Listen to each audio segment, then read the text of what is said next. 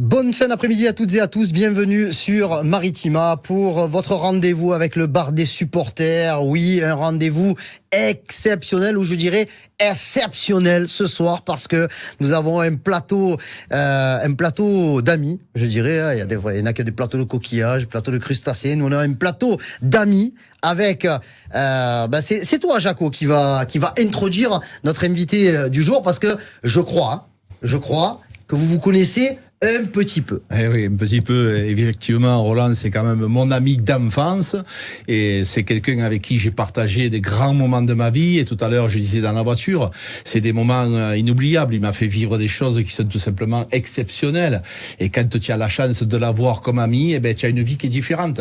Et donc, si aujourd'hui, je le dis régulièrement, j'ai plus la chance d'être dans le football, c'est lui qui m'a mis le pied à l'étrier. Donc, voilà, c'est plus que mon ami. C'est quelqu'un avec qui j'ai partagé tellement de choses. C'est beaucoup d'émotions. Roland Courbis, c'est l'invité du bar des supporters sur Maritima en direct dans nos studios.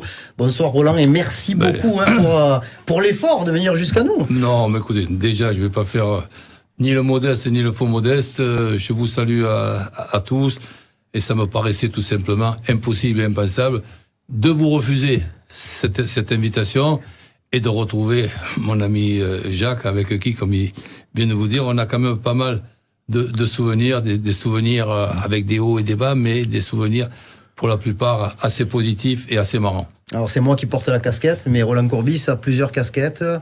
Joueur, bien sûr, entraîneur, monstre de la radio. C'est pas vexant de dire monstre de la radio. Non, mais c'est vrai que votre radio, je la trouve sympa, pas seulement par rapport aux personnes qui sont à l'intérieur, mais je disais à Jacques, Maritima, c'est quelque chose qui va très bien dans notre région. Il y a un peu de Méditerranée, de Marseille, de Martigues. Donc, je trouve ça très très bien. Et ce nom rend cette radio sympathique. Maintenant, ça n'empêche pas aussi vos compétences. Merci, c'est gentil. Et Roland Courbis aussi, qu'on reçoit aujourd'hui, parce que il est de passage dans la région pour faire la promotion du dernier film de Fabien Onteniente, qui sera projeté demain dans plusieurs cinémas de la région, des avant-premières très attendues du film 4-0, plus de 20 ans après le fameux 3-0, on passe à 4-0, et en plus cette année c'est une affaire de famille pour les Courbis, puisqu'il y a le papa Roland et la fille Olivia qui auront chacun son petit rôle dans le film. Ouais, c'est assez marrant, c'est assez sympa. C'est vrai que ça passe tellement vite. Donc le 3-0 et la préparation du 3-0, ça a été quand même totalement différent, puisque Fabien découvrait un petit peu, malgré qu'il soit passionné pour le football, découvrir un petit peu le football professionnel. J'étais entraîneur de Lens, j'habitais à Arras, donc il est monté avec Laurent Duch et on disait tout à l'heure. Alors lequel ? Parce qu'il y a du monde là. Laurent Duch et le. Pas Gérard Lanvin ? Non. Bref, c'est pas grave. Vas-y. Donc, ça vient de moi. Qu'il a le maillot vert de Saint-Étienne et qui fait le rôle d'agent. C'est Le Bihan. Voilà. Donc, et si tu veux, donc Fabien m'a posé des tas de questions et je pense l'avoir un peu aidé dans la construction de ce film que je trouve et que je trouvais quand même assez sympa. C'est le genre de film que quand tu as terminé, tu as passé un bon moment. Dans la période que nous traversons, où il y a quand même pas mal de problèmes, que ce soit sur le plan politique, que ce soit sur le plan des conflits qu'il peut y avoir à droite et à gauche, passer un bon moment en regardant un film sympa et dans le football, parce que c'est pas évident de faire un film dans le football ou sur le football, je sais pas comment il faut s'exprimer. Et ça, Fabien avait quand même réussi, malgré une malchance qu'il peut y avoir le jour où ce film devait sortir, c'est-à-dire le traditionnel mercredi. On parle de 2002. Ouais, juste avant, Jospin démissionne, Le Pen contre Chirac pour le week-end d'après, et donc dans cette semaine-là, on n'a pas parlé du 3-0 le mercredi. Malgré ce, il y a quand même eu pas mal de réussites, où si on s'aperçoit, en regardant ce film plusieurs années après, ben finalement, dans ce film, on était, je dis parce que on était ensemble, on était quand même en avance sur pas mal de choses, et même sur une vingtaine d'années, que ce soit le football féminin, que ce soit les discussions qu'il peut y avoir, et la rivalité entre agents, donc la possibilité de transférer un joueur, et en essayant un petit peu de le transférer du mieux possible, alors que le 4-0, c'est un petit peu l'époque d'aujourd'hui, où il y a un mot à la mode, donc il y a aussi la mode pour les mots, c'est la pépite. Donc il y a un joueur qui a une douzaine d'années, qui des fois le dimanche matin est capable de marquer 1 voire 2 buts. C'est tout simplement une pépite. Et bon, c'est une époque à pépite, mais moi qui suis toujours quand même un petit peu moqueur et chambreur, je dis oui, faites gaffe avec vos pépites là, parce que quand on marque un but le dimanche matin à l'âge de 12 ans, on n'est pas encore Kylian Mbappé, hein, donc je vous rassure quand même. Et faites attention aussi que de pépite, ça ne devienne pas Pépito, qui est quelqu'un de très sympathique, Pépito. Mais ça va vite, de pépite en Pépito. Et Pépito, je ne pense pas que ça a été un grand joueur de football. Ouais, c'est juste cette explication, voilà, pour les gens, parce qu'il y a peu de gens qui connaissent pas Roland Courbis. Rien qu'avec cet exemple de Pépite et Pépito, ça y est, on sait qu'il est là, en chair et en os, pas de souci. Tu sais, je disais tout à l'heure, le nombre de fois qu'on s'est fait des fous rires, parce que l'humour, c'est quelque chose de difficile. Oui. Bon, on a le même humour, et c'est quelque chose, on s'est fait des rigolades, mais rien qu'en se regardant. Moi, je le connais par cœur. Je sais quand il est content, je sais quand il est pas content, je sais quand ça le gonfle, quand il est en train de parler, qu'il en a marre, je le connais par cœur. Et des gens qui l'ennuient et qui sont lourds, on se regarde, mais on se comprend. Et on en a fait des parties de rire, c'est exceptionnel. Allez, on espère que le 4-0 fonctionnera très très bien. Nous, on a Monsieur Cinéma, Jeff, qui ira faire des interviews. Il y a une précision aussi, que pourtant, bon, c'est pas mon secteur, mais ça me passionne quand même de savoir comment ça fonctionne un film. Je trouve que le titre d'un film, voire même d'un livre, c'est très important. Oui. Et je trouve aussi que l'histoire, évidemment, que c'est important. Mais la musique. Et là où je trouve Fabien redoutable, c'est que si on regarde le 3-0, avant de passer au 4-0, cette musique dans le 3-0, elle te file envie de le revoir, le film, alors que tu viens à peine de le voir. Et comme j'ai eu le plaisir et la possibilité de voir déjà 3 fois le 4-0 pour donner mon avis, avec 2-3 petits trucs à modifier, il y a pratiquement pas eu grand chose. La musique qu'il a encore trouvée dans le film 4-0, c'est une musique qui donne l'impression, pour ne pas dire la certitude, que ce film, ça va être un grand match. On l'espère. 4-0, donc les avant-premières sont demain, et la sortie nationale, selon les informations de Jeff, le 30 octobre. Donc, je pense que toi, tu vas aller le voir. Oui. Moi, j'irai le voir aussi, bien sûr, en tant que passionné de football. Quand même. Ouais, parce que c'est vachement cher de se payer la place.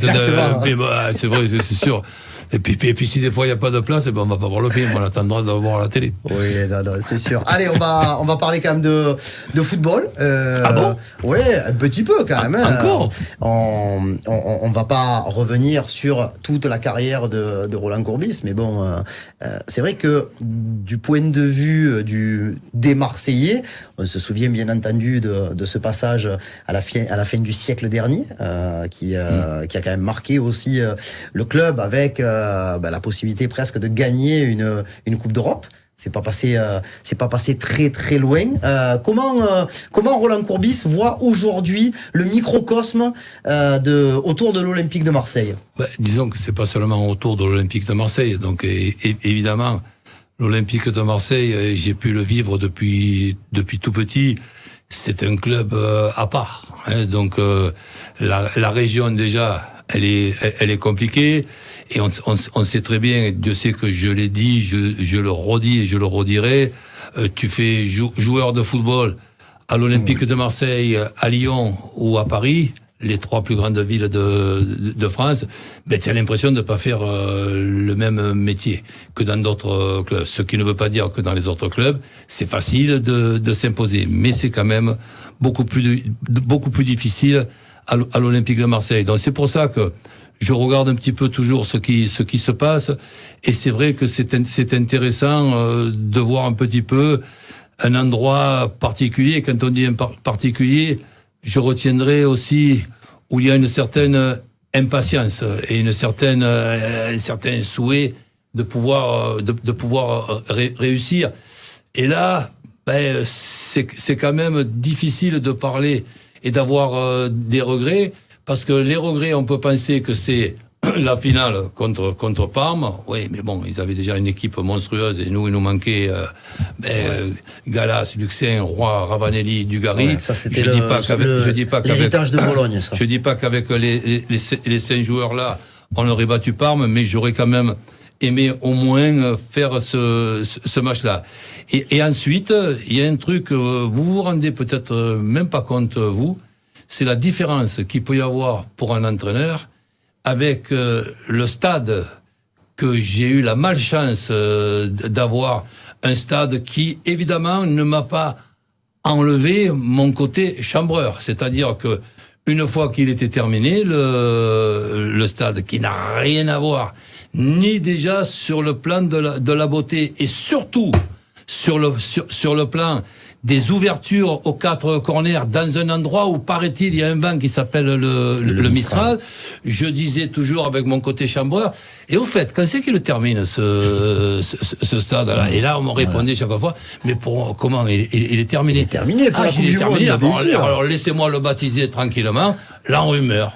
Et donc, ce que je pensais pas, c'est qu'on puisse s'enrhumer de peut-être, je dis bien de peut-être, perdre un titre, parce que la finale contre Parme, ok, mais le regret que j'ai, moi, c'est d'avoir, en plus de ça, pendant 2 saisons, le stade en construction.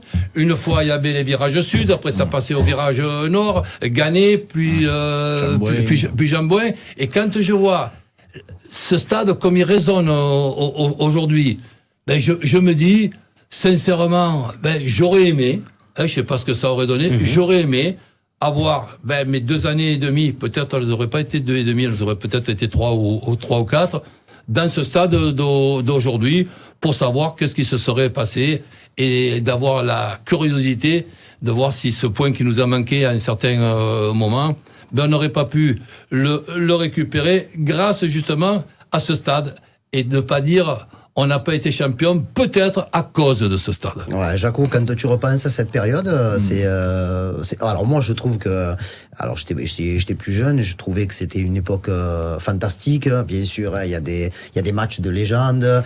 Lors du BDS qu'on avait fait en visio avec Roland, il nous avait expliqué en longueur le 5-4 contre Montpellier. On va pas y revenir, mais il y a plein de choses quand à l'évocation des noms qu'il y avait dans cette équipe, les Luxin, Dalmat, Laurent Blanc, Ravanelli, oh là, ça fait quand même une grosse et belle équipe. Fabrizio qui est revenu au club, mais maintenant qui est Maurice Pires, Dugarry. Ah oui, non mais il y en a, oh là là, il y en a. Oui. Bravo. Non, mais tu te rends compte qu'à l'époque, ce qu'il a été capable de construire, il récupère aussi Laurent Blanc et Dugarry qui étaient à Barcelone, qui ne jouaient pas, qui étaient à la cave complète, et il les métamorphose. Donc je me rappelle cette période. Moi, je me rappelle aussi contre Manchester, le but de Gallas. De Gallas, bien sûr. Le stade, il a explosé. C'était un moment qui était tout simplement magnifique. J'ai eu la chance de pouvoir, moi je me rappelle à la commanderie, le monde qu'il y avait. Il y avait toujours 2 ou 3 000 personnes. C'était impressionnant parce que les gens, ils venaient voir ces joueurs. Et aujourd'hui, pour avoir la même équipe, le nombre de bons joueurs qu'il y avait à l'époque, tu ne peux plus. Et c'est aussi par ses connaissances. Fabrizio Ravanelli et compagnie, c'est Roland. Donc je me rappelle avoir passé des moments tout simplement exceptionnels. Et Roland, et l'OM de 2024, Ce que l'on en a vu depuis le début de saison, avec un début de saison supersonique, avec beaucoup de buts, des individualités qui se mettent vraiment à leur avantage, cette façon de jouer à la manière de Roberto De Zerbi, l'OM qui cale un petit peu là sur les 2 derniers matchs, mais bon, on en est qu'aux prémices de ce que l'on attend de cet Olympique de Marseille. Est-ce qu'on est sur un bon cru? Oui, je le pense, mais bon, il faut en avoir rapidement la confirmation. Il faut surtout avoir une certaine réussite dans les blessures. Parce qu'aujourd'hui, quand je regarde l'effectif de l'OM, je trouve que c'est un effectif très intéressant, avec en plus un calendrier très intéressant aussi. Un match par semaine. Qui permet donc à l'OM de ne pas jouer le mardi, le mercredi et le jeudi. Donc, ce qui, en plus de ça, c'est pas non plus une question de fatigue, mais quand tu te retrouves dans cette situation-là, tu as quand même moins de possibilités d'avoir des joueurs blessés. Après, si on regarde les joueurs de l'OM de cette année, je trouve qu'il faut féliciter les responsables de ce recrutement. Mais on peut pas encore donner un point de vue pratiquement définitif. Bon, allez, je vais quand même me mouiller. L'OM, compte tenu du calendrier qu'ils ont, c'est-à-dire de ne pas pouvoir jouer la Champions League et de ne pas avoir à jouer la Champions League, je pense qu'ils termineront dans les 3 premiers. Mais pas obligatoirement à la 3e place. Et je trouve qu'il serait dommage de pas profiter d'une saison où justement Monaco et Paris Saint-Germain, qui ont eux aussi un effectif intéressant, ils ont eux le souci de jouer pratiquement tous les 3 jours dans un calendrier qui est le calendrier le plus difficile qu'il y a pu y avoir sur les dernières saisons. Et donc pour ce qui est de l'OM, je répète ce que je voulais dire il y a 2 minutes. Ce recrutement, si on regarde les joueurs un par un, avec aussi la possibilité de se servir de ce qui va se passer dans un premier temps jusqu'au mercato d'hiver, et voir au mercato d'hiver s'il n'y a pas la possibilité de se renforcer de 1 voire 2 joueurs, je crois qu'il y a, si on regarde 3 secteurs, le secteur défensif, secteur milieu et le secteur offensif. Je pense que milieu et offensif, on est quand même assez pareil. Et là, je trouve même que depuis le début de la saison, ça n'a pas été mal, mais on doit même encore pouvoir mieux faire. Sur le plan défensif, autant sur le plan individuel, donc gardien de but, même s'il y a 2-3 hésitations, ce gardien qui a été très très bon, puisque je regarde quand même avec aussi beaucoup d'affection ce qui se passe du côté de Montpellier, ce qui se passe du côté de Monaco. Je peux pas regarder ce qui se passe du côté de Toulon parce que malheureusement il n'existe plus. Donc je me dis bon, sur le plan défensif, est-ce que l'OM a les défenseurs pour être champion de France? C'est mon seul point d'interrogation. Et par exemple, là où il n'y a pas de chance, Merlin, qui est pour moi un joueur très intéressant, malheureusement, il est blessé malgré qu'il peut y avoir aucun match de Coupe d'Europe, mais bon, il s'est blessé avec les espoirs, parce que si en plus qu'il y a la Coupe d'Europe, il y a les espoirs, il y a Cita, bon, c'est quand même compliqué. Les 2 arrières centraux, même si Balerdi est en progrès, je sais pas s'il a l'envergure pour être le capitaine de l'Olympique de Marseille. C'est bizarre, hein, c'est bizarre. On a eu ce débat hier. Ah bon, je savais pas. C'est un grand point d'interrogation. Après, les qualités de De Zerbi, ils sont pas à démontrer, mais on attend quand même de voir exactement ce qui va se passer dans un garçon que je prends plaisir à écouter. Quand il nous explique les choses, y compris même après une défaite, je dis tiens, celui-là par contre, il m'explique même quand l'OM, il me plaît même quand l'OM vient de perdre. Donc arrière droit, qu'il faut mettre, j'ai pas la réponse. La meilleure charnière possible, sincèrement, je sais pas trop. Par contre, le milieu. Le Danois avec Rabiot, avec Kondogbia, Rongier. Bon, Rongier qui revient, c'est comme si c'était une recrue. Ah, ça fait quand même un milieu capable en plus de tourner pour ne pas tirer sur toujours la même corde de certains joueurs. Et sur le plan offensif, ben là il y a le point d'interrogation Wai, en espérant que bon, allez, il s'inquiète pas, il s'affole pas, que petit à petit, ben il continue à progresser.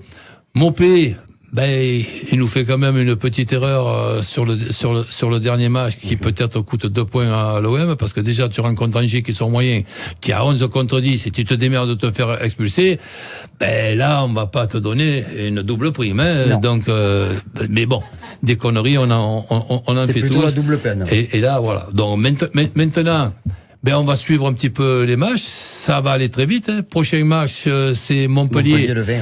Et je vous annonce déjà, plein d'originalité, le titre de la présentation du match, Malheur aux vaincus. Oui, autant que ce soit pour le haut du classement, que ce soit pour le bas du classement. Mal, ouais. On a quand même des souvenirs avec des Montpellier-Marseille ou des Marseille-Montpellier. Et ensuite, ben, je crois que si je me trompe pas, après le match à Montpellier, il y a un OM Paris Saint-Germain au stade Vélodrome. Au soir de OM Paris Saint-Germain, après 9 journées, on pourra quand même faire le point un peu plus précis que ce soir. Voilà, donc voilà, les explications sont claires. J'ai l'impression de parler avec Roland presque tous les soirs, puisque vous avez quand même des similitudes, pas qu'au niveau de l'intonation, mais bon, au niveau de votre réflexion. On va marquer une pause dans ce bar des supporters. On se retrouve juste après pour la deuxième partie où on parlera un petit peu plus de football en général et des aspirations de Roland et de Jaco, bien sûr. Hein. C'est le bar des supporters spécial Roland Courbis avec Jacques Bail. Vous êtes en direct sur Maritima. On se retrouve dans quelques minutes. Allez, de retour sur Maritima pour ce bar des supporters exceptionnel où l'on reçoit Roland Courbis, l'homme de terrain, l'homme de bande de touche, l'homme de micro, radio et l'homme également des salles obscures de cinéma avec ce fameux 4-0 dont on reparlera en fin d'émission. Voilà, Jeff me faisait penser que l'avant-première demain est à 20h au pâté, plan de campagne. Donc, on y sera. En tout cas, je sais que Roland y sera. Jaco, on va parler, on continue un petit peu juste sur l'Olympique de Marseille. C'est vrai que j'ai entendu, j'ai entendu Roland Courbis, Roland Bail, Jacques Courbis. Vous avez quand même un petit peu cette complémentarité avec toutes ces années que vous avez partagées.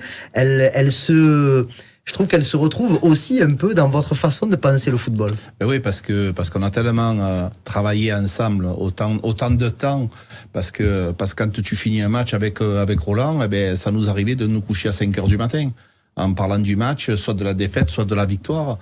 Et donc, au fil du temps, tu arrives à progresser aussi, à voir le match, comment je l'avais vu, qu'est-ce que j'en pensais sur certains trucs. Et donc, évidemment, que tu as les mêmes réflexions. Après, comment tu apprends avec ce monsieur, parce que les gens pensent toujours que Roland, c'est le mec qui paye la pizza et qui a des bières et qui saute sur les tables. Non, mais les gars, pas du tout. C'est un tacticien hors norme.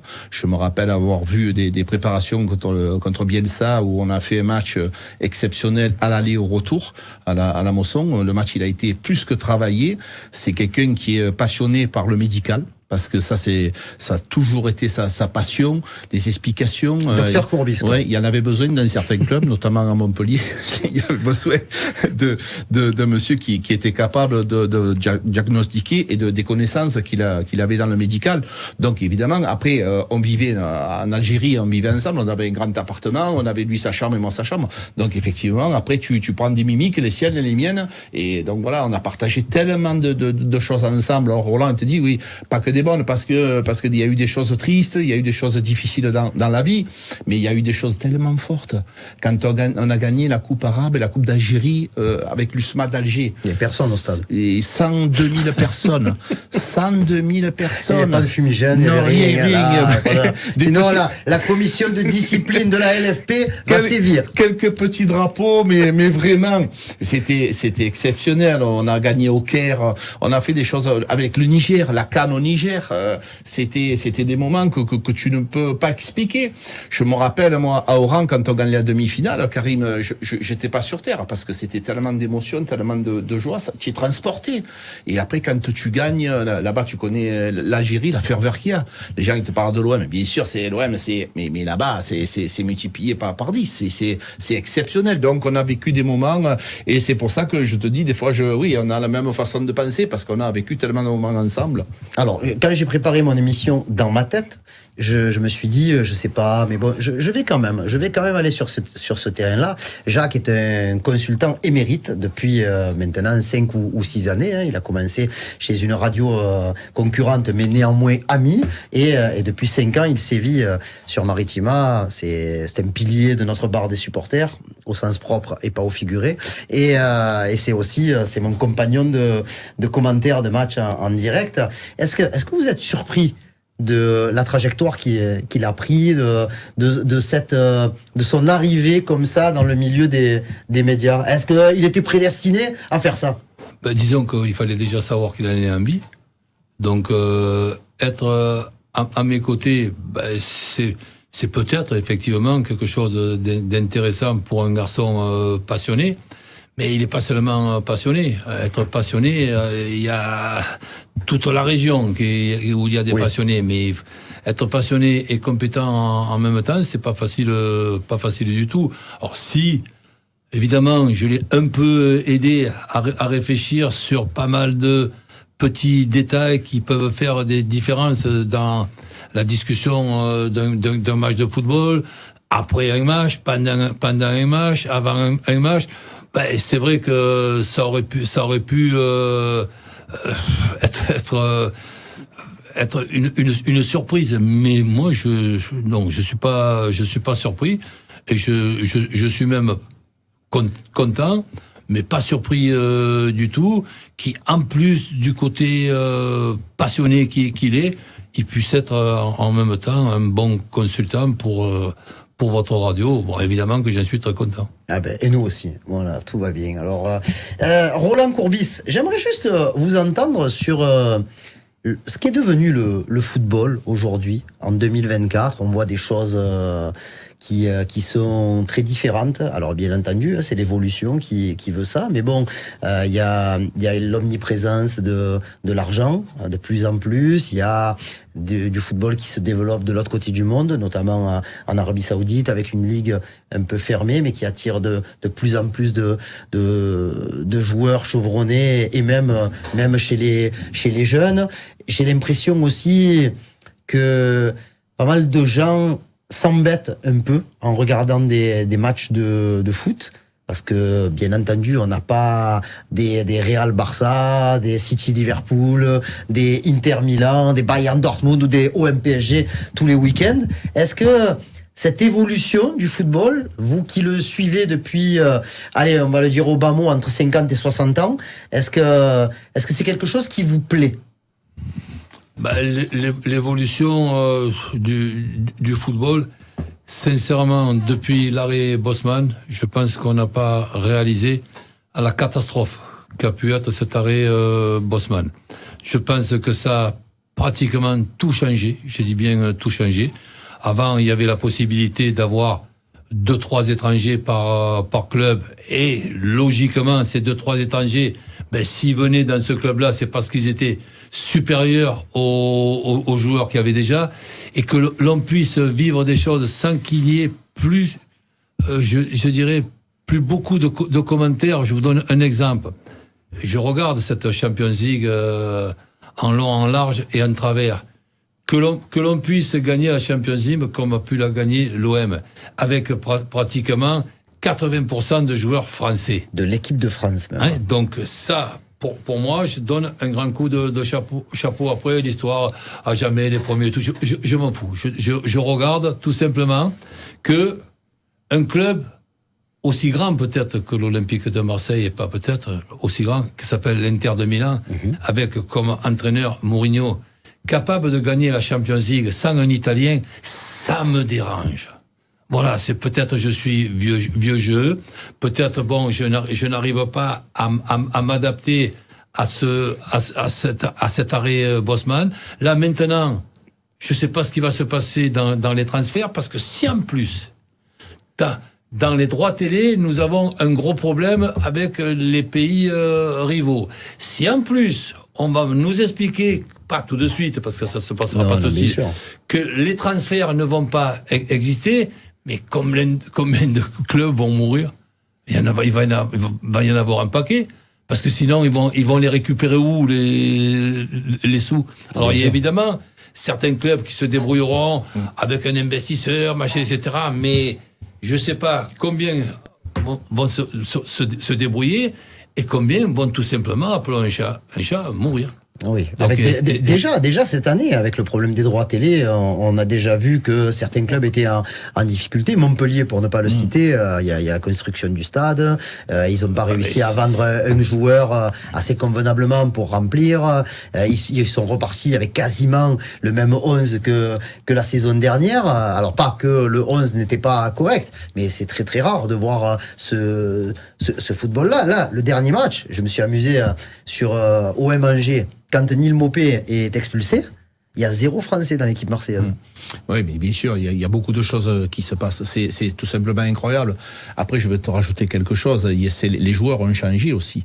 La qualité, oui, peut-être sont plus physiques, mais la mentalité. Moi, je me rappelle avoir les joueurs de Roland, que ce soit des Robert Pires, des Daniel Congré, des Hilton, c'est des super mecs. C'est des bons joueurs, mais c'est aussi des bons hommes. Après, il y a des joueurs que tu as plus envie d'entraîner, parce que les gens ils pensent toujours à l'entraîneur, mais l'entraîneur, des fois, pour pas citer certains noms, et j'ai envie de le citer, c'est Paul Georges Entep. Moi, je me rappelle à Rennes pour supporter un mec comme ça, mais il faut que tu aies 50 cœurs, parce qu'autrement tu craques. Il y a des joueurs qui sont insupportables. Donc je pense que la mentalité elle a changé. Moi je me rappelle Roland, c'était des joueurs, il a gardé des relations parce que c'était aussi des bons mecs. Il y avait autre chose qui se passait. Maintenant les joueurs, ils ont plus du tout le même rapport avec l'entraîneur, avec les clubs. On s'en va, on revient, on repart. Il y a plus d'attache qui se passe. Alors ça me fait rire quand il tape sur le cœur avec le fanion. Mais avant c'était vraiment réel, c'était sincère. Maintenant je le trouve un peu moins. C'est un peu ça la réalité aussi aujourd'hui. Oui, bon, mais c'est vrai que c'est pas difficile de comparer. C'est tout simplement impossible. Et donc, à partir du moment où on réalise pas les dégâts qu'a pu faire l'arrêt Bosman, ben, disons que je préfère qu'on discute différemment et qu'on discute d'autres choses. Si par exemple, l'argent aujourd'hui a mal été distribué, c'est parce que un joueur moyen est devenu un joueur cher. Donc, puisque on recherche plus maintenant le joueur qui sera un renfort, on recherche une recrue. Et je sais pas vous, mais moi j'ai toujours fait la différence entre une recrue et un renfort. Et donc aujourd'hui, je regarde les compositions d'équipe qu'il y avait avec trois étrangers par équipe, mais qu'il fallait aussi déjà que tu formes les joueurs qui étaient français, et que l'arrêt Bosman. Allez, je dis pas qu'on le suive à 200%, mais au moins qu'on le modifie un peu en se disant, bon, allez, tiens, tu vas avoir droit à 5 ou 6, la moitié de l'équipe. 6 étrangers.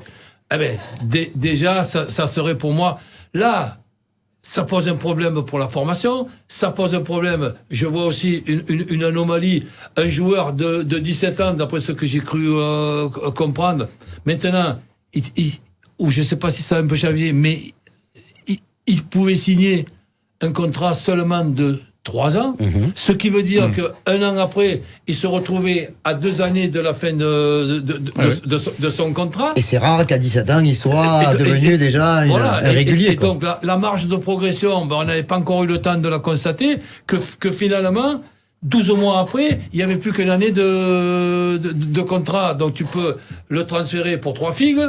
Donc prolonger, son agent il va te dire prolonger, ça on verra. Donc finalement, c'est même plus la peine de les former, puisque tu sais que dans tous les cas c'est les autres qui vont en profiter, qui vont en profiter. Donc il y a beaucoup d'anomalies sur le plan football. Je vais répondre à une question que tu m'as pas encore posée. Qu'est-ce qu'il y a pu y avoir comme règlement intéressant pour notre football? Est-ce qu'il y en a eu? Oui, je pense qu'il y en a eu un énorme, qu'on va être obligé d'être d'accord. C'est la passe en retrait au gardien, que le gardien n'a pas le droit de la prendre, de bomber, de la garder. Non, ça, je pense que ça a été une très bonne chose. Après, le reste, on aura l'occasion d'en reparler peut-être dans une autre émission. Mais je sais pas si on peut pas rajouter un petit carton orange, parce que voir par exemple un joueur comme on l'a pu voir dernièrement, même s'il a été stupide, Balerdi, mais le voir expulsé au bout de 5 minutes avec une première faute, bon, un petit peu sévère. Je pense que ça pourrait exister. Et après, réfléchir un petit peu tous ensemble. La réponse qu'on me donne, quand je dis que la victoire à 3 points, c'est quelque chose de complètement stupide, et j'ai des arguments pour, mais on va pas pouvoir en parler. Vous préfériez le 2-1-0?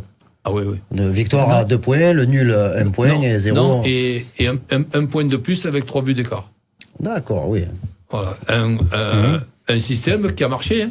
Il y a une quarantaine d'années. Il y a eu le mauvais bonus qui donnait la possibilité d'arranger les matchs. C'est un peu ce qu'on a en rugby aujourd'hui. Oui, un peu. Voilà. Et une fois de plus, nos amis du rugby, je les trouve beaucoup plus malins et beaucoup plus intelligents que nous dans la construction des règlements. Et donc, voir par exemple que à la fin d'un match, je mène 1-0, je suis sur le banc, mon équipe à 3 points, il y a une égalisation. Eh ben, une égalisation, je vois sauter de joie une équipe en face qui vient d'égaliser. Donc nous avons eu 1 point chacun. Et le lendemain, ce qui est insupportable pour moi, et je sais, j'étais pas très bon en français quand j'étais à l'école, ni en maths, finalement, je me rappelle pas en quoi j'étais très bon. Donc, et donc, ce que l'on va pouvoir avoir et lire, ils ont partagé les points. C'est-à-dire que quand il y a 3 points en jeu et qu'on fait match nul, on a partagé les points. Et ça, j'arrête pas à le lire. Et chaque fois que je lis un truc comme ça, j'ai envie de cracher sur ma télé tellement que ça m'énerve. Et donc j'imagine que quand vous meniez 1-0 et qu'il y avait une égalisation à la fin du match, si le match était le samedi soir jusqu'au mardi matin, jusqu'au samedi d'après, hein. et puis je vais te dire un truc, ce que je trouve insupportable et ridicule, mais heureusement que le ridicule ne tue pas, parce que c'est pas moi qui l'ai inventé, celui-là de proverbe. Le mec, il vient d'égaliser, il a 1 point, hein, il est content. Il saute de joie, c'est comme s'il rentrait dans un mariage. Eh ben nous, on a le même score. Eh ben comme on s'est pas égalisé, ben voilà, nous on rentre dans l'enterrement. Eh ben celui qui m'expliquera que ça c'est la bonne nouvelle et que la réponse qu'on me donne, déjà pour m'énerver un peu plus, la réponse qu'on me donne c'est Roland, toutes les nations, ils ont la victoire à 3 points. Je les emmerde, toutes les nations qui ont la victoire à 3 points. Ça vous va? Vous pouvez leur dire, il y a un prétentieux du côté de Marseille, il est né à Saint-Antoine, il vous dit que vous êtes tous stupides. Et que la victoire à 3 points, c'est une énorme connerie, puisque l'objectif de la victoire à 3 points, c'était de rendre un match plus attrayant. Un match plus attrayant? Mais dès que mon équipe le mène 1-0, j'ai envie que le match il se termine et j'ai 3 points. Eh oui, bien sûr. Exactement. Tu as vu? Et quand tu vas au restaurant, il arrive le serveur, il te porte à manger, il faut qu'il s'en aille rapidement. Vite. Jaco, juste, on profite de ce moment, on en a parlé, la reprise de l'entraînement pendant cette trêve internationale pour l'Olympique de Marseille. C'est demain en fin d'après-midi. Donc Roberto De Zerbi a encore donné quand même pas mal de jours de récupération aux joueurs qui ne sont pas partis en sélection. Ils sont 8 à avoir été sélectionnés. Il y en a quand même qui partent plutôt loin, puisqu'on a les 3 Argentins avec Balerdi, Carboni et Rouli. On a Amir Murillo. On a Derek Cornelius qui part également. On a Geoffrey Kondogbia qui va jouer des matchs avec l'équipe de Centrafrique. Quel est le risque et qu'est-ce qu'on peut faire là pendant cette trêve? Parce qu'il y a quand même beaucoup de gens. Il y en a 8 qui partent, donc ça veut dire qu'il y en a beaucoup plus qui restent. Alors moi je vais te dire ce que faisait Roland, ce que l'on faisait, parce que je peux te dire que ce que j'ai vécu, C'est-à-dire qu'il y avait du repos. Ne me raconte pas ce que tu n'as pas vécu. Non, du repos obligatoire pour tout le monde, pour lui, pour moi, pour tout le monde. C'est-à-dire un petit peu arrêter de parler de football, même si ça nous arrivait jamais.